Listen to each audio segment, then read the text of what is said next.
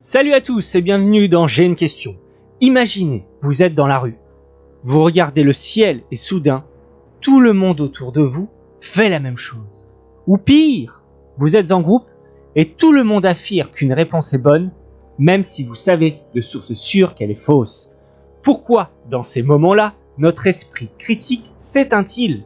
Aujourd'hui, on répond à la question pourquoi a-t-on tendance à faire ce que les autres font, même si c'est stupide ? Ou au contraire, à ce que l'on pense. On va parler de notre besoin d'appartenir, de la peur, de l'erreur et des expériences qui prouvent que nous sommes tous, malgré nous, des moutons de Panurge. C'est parti!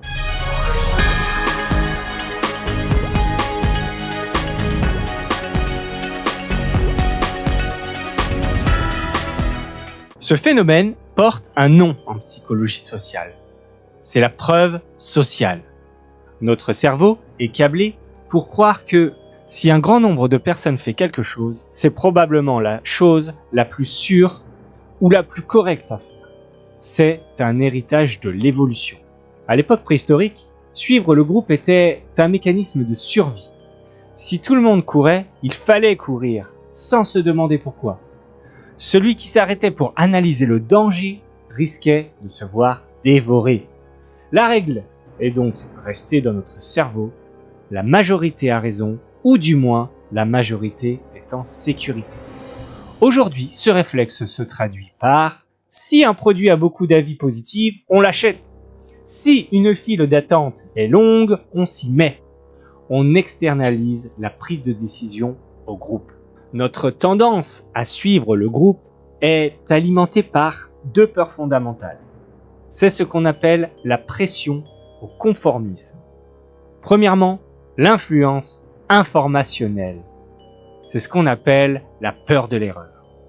On se conforme parce qu'on pense sincèrement que les autres ont plus d'informations que nous. Si vous arrivez dans un pays étranger et que tout le monde traverse au feu rouge, par exemple, vous vous dites, ils doivent connaître une règle locale que j'ignore. Vous faites confiance à l'information donnée par le groupe pour ne pas faire d'erreurs factuelles. Deuxièmement, l'influence nominative. C'est ce qu'on appelle la peur du rejet. On se conforme parce qu'on a un besoin profond d'être accepté. L'humain est un animal sociable. Être rejeté par le groupe était historiquement synonyme de mort. Aujourd'hui, on a peur d'être ridiculisé, ostracisé ou de ne pas faire comme il faut. On va donc adopter l'opinion du groupe, même si elle est contraire à notre conviction intime, pour maintenir l'harmonie sociale. Regardons maintenant l'expérience révélatrice d'Ash. Pour illustrer à quel point cette pression est forte, il faut parler de l'expérience de Solomon Ash. Dans les années 1950, c'est la preuve ultime de la bêtise du conformisme. Ash montrait à un groupe de personnes une ligne de référence et leur demandait de l'associer à l'une des trois lignes de comparaison, dont la bonne réponse était évidente. Le truc, c'est que dans la salle, il n'y avait qu'un seul vrai participant. Les autres étaient des acteurs. Les acteurs donnaient délibérément la mauvaise réponse à l'unanimité. Que faisait le vrai participant, à votre avis ? Eh ben, dans près de 37% des cas, le participant a donné la réponse manifestement fausse, juste pour se conformer au groupe. Il se doutait bien de la bonne réponse, mais il préférait se tromper que de se retrouver seul contre tous. Quand Ash leur a donné un seul allié, le taux de conformisme a chuté drastiquement. Attention, c'est là que l'expérience devient très porteuse d'espoir. Ash s'est demandé que se passe-t-il si on brise cette unanimité. Il a donc introduit une variante. Imaginez la scène, sur les 7 acteurs, 6 continuent de mentir effrontément. Mais le 7e, lui, donne la vraie réponse. Et là, c'est le choc. Le taux de conformisme s'effondre, on passe de 37% d'erreurs à seulement 5%, juste parce qu'il y a une autre personne qui dit la vérité. Ce que ça nous dit, c'est que vous n'avez pas besoin d'une armée pour rester fidèle à vous-même. Un seul allié suffit à briser le sortilège de la pression sociale. Quand l'unanimité est rompue, le doute s'évapore et votre cerveau se dit « Ouf, je ne suis pas fou, car je ne suis pas seul ». C'est une leçon énorme pour la vie de tous les jours. Si vous sentez qu'une situation est injuste ou qu'une décision de groupe est absurde, soyez cette première voix discordante. Vous ne serez pas seulement vous-même, vous donnez la permission à tous les autres de retrouver leur propre jugement. Mais alors, pourquoi notre cerveau nous joue-t-il ce tour? Pourquoi préférer avoir tort avec la foule que raison tout seul? C'est parce que pour notre instinct de survie, l'isolement est plus dangereux que l'erreur. Prenez l'effet spectateur. C'est le côté sombre de la preuve sociale. Dans une rue bondée, si quelqu'un fait un malaise, plus il y a de témoins et moins vous avez de chances d'être secouru. Pourquoi? Parce que tout le monde regarde tout le monde pour savoir comment réagir.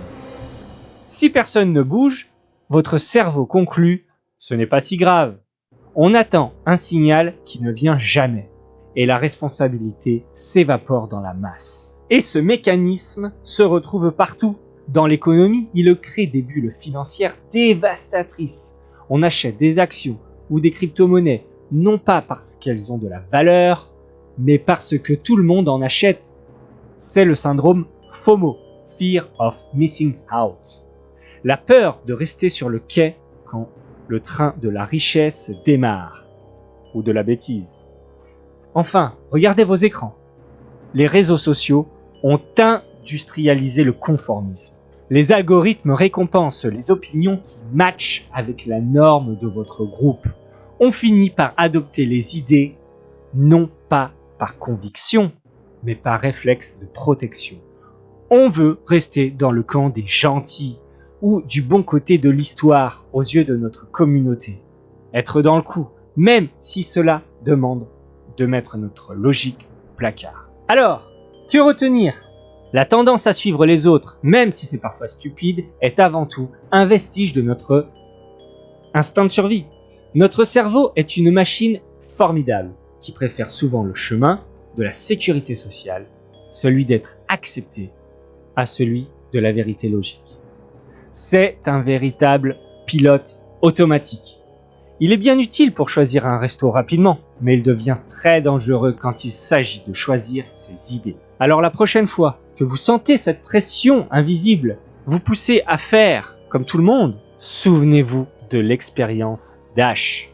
Il suffit d'une seule voix pour briser le sortilège et libérer tout un groupe.